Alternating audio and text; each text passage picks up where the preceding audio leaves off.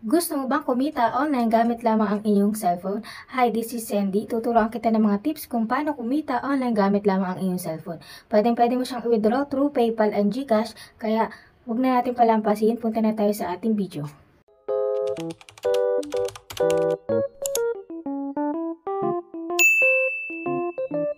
So, meron na naman tayong pwedeng pagkakitaan ngayong 2024.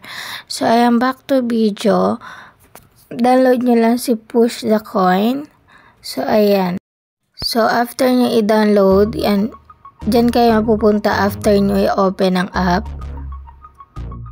So, ang gagawin nyo lang dito, magta-tap-tap lang kayo ng screen, then may malalaglag na coins. So, ayan. So, bawat tap-tap niyan, kailangan may mahulog tayo dyan para makakuha tayo ng another. Ayan, plus 50, plus 51. So, ganyan lang po kadali maglaro dito kay Push the Coin. Then, manood lang tayo ng ads. Kung may nakikita kayo sa tabi na shake and wall, yan, pindutin nyo yan para lumiit yung wall. Then, yung shake para maraming malaglag na coins. Then, pwede nyo pindutin yung coins. Mapupunta kayo sa mga pwede nyong laruin para malagdagan yung pera nyo dyan. So, ayan, claim. Kung gusto nyo i-claim ng times, manonood kayo ng ads dito. So, may mini, grand, major tayo makukuha dyan. Times 5.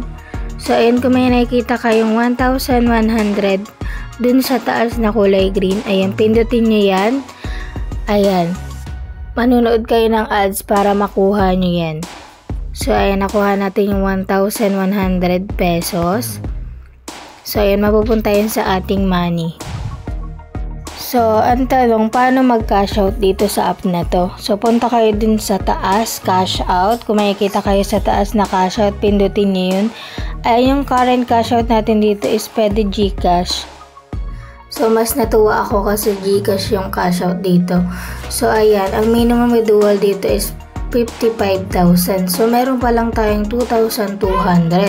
So, matagal-tagal pa. Pero makakapag-cash out ka dito na 16,500 kapag yung coins mo tumaas. So, ayan. Kapag ang coins mo is nasa 3 million, makaka-withdraw ka ng 16,500. So, yung kulay green na money, 55,000 yung minimum na withdrawal dito.